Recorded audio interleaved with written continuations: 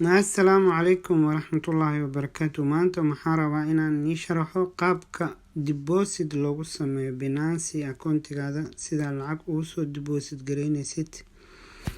Dabcan qaabka ugu fiican maxaa waaye Ethereum in la soo deposit gareeyo. Meeshaas deposit ay ku qorantaa taabanaysaa, withdraw iyo deposit meesha ku qorantaa taabanaysaa. wuxuu ku leeyahay select coinka aad rabtid inaad soo deposit gareysid dooro. intaasoo coin aad soo deposit gareyn kartaa. dabcan way badan yihiin, waa arki kartaan coinkaas. intaasoo coin hadday lacag kugu jirto waalidkooda aa haysatid waa kusoo deposit gareyn kartaa. intaa way badan yihiin. marka hadda for example waxaan dooranaynaa Ethereum. marka waxaa fudud inaa qortid coinka aad rabtid, maxaa yeele waxaan coinkan aad u tiro badan yihiin, boqolaal gaarayaan. marka waxaa sameynaysaa Ethereum oo kala rabtaa inaad soo deposit gareysid. meeshaas kor search ay ku qorantahay taabanaysaa. waxaa ku qoreysaa ETH Ethereum oo kusoo baxaya. Ethereum waa kan ugu koreeya waaye. waa dooranaysaa adresskaas ayuu ku siiyey. Ethereum wuxuu ku leeyahay adresskaas kusoo deposit garee lacagta aad rabtid. waxaad dooran kartaa show QR code kaasaad dooran kartaa.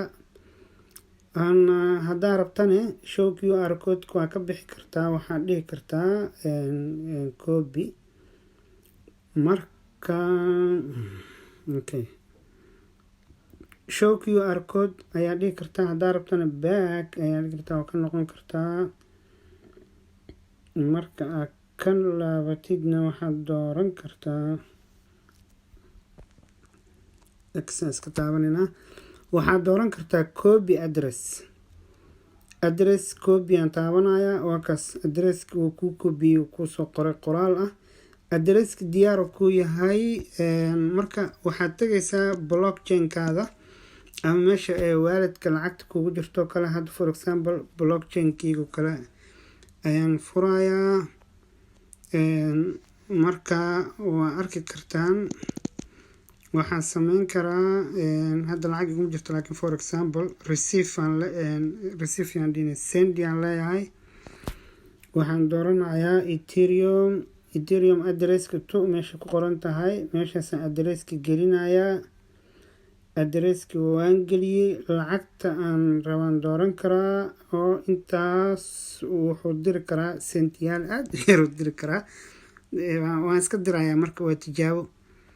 sentiyaashaasaan ku barbaranaynaa. wax badan iguma jirto balansiga. sentiyaashaasaan dirayaa. inta view kaa goosanayo wixii dhan meeshaan kuu sheegayaa. waan diray success ayuu soo qoray. maasha allah, blockchain aad u fiican yahay. sentiyaal aad u yaraan diray, hadda wax badan maan dirin.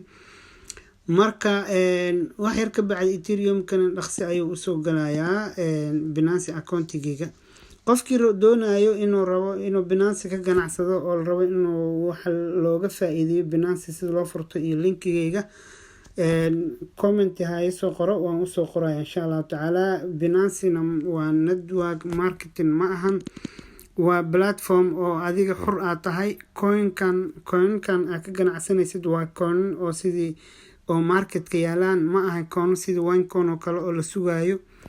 anytime aad waxa lacagtaada kala bixi kartaa, anytime waa ku shuban kartaa. xur aad tahay, ma ahan wax oo website ama maaragtay lacagtaada kaaga xanibmayso.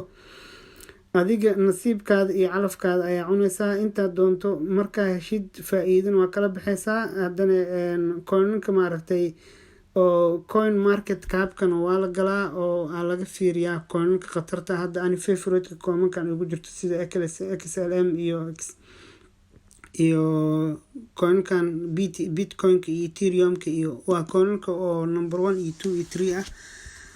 waxaan tegaynaa coin market capka kale. waa kan abkiisa halkan oo igu jiraa. marka coin market capka abka aan galno waxaa arki kartaa coinka maaragtay top 100ka coinka oo maaragtay 100ka coin ugu sareyso oo maaragtay ugu fiican kuwana trade gareyn kartaa.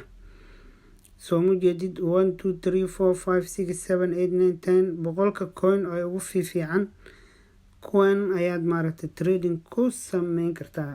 Okay, coinka maaragtay ugu fiican waxa soo qaadanaya number 1 waa Bitcoin, Ethereum, XRP, Bitcoin Cash, EOS, Stellar, Litecoin waa badan yihiin.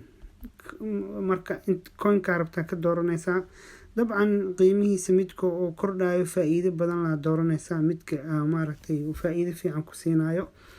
marka nasiibkaada iyo adiga iyo nasiibkaada.